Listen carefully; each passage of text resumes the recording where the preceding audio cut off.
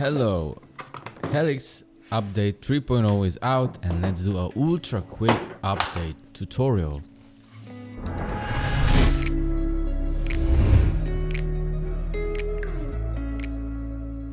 First, let's boot up our Helix and check the current firmware version.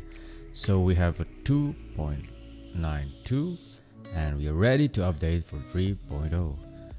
Let's go to their website and just download HX Edit 3.0. If you like, you can check all the new information, but we will just quickly jump to the download button, download it, install it, and then after you have it installed, click on the Helix icon and do the update. Back up the current presets and just click update. During this time, Helix will update to the newest version, and after it's finished, it will rebuild the presets. The whole process can be followed on the screen. Now that we are waiting for the process to finish, let me know if you'd like to see some follow-up, more detailed videos about new amps and effects that arrived on the Helix, and to have some rundown of those effects.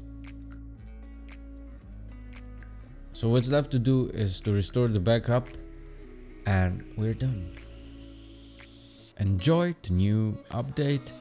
Let me know how you like it. Let me know also if the video was too short or maybe not clear in the comments below. Thank you and goodbye.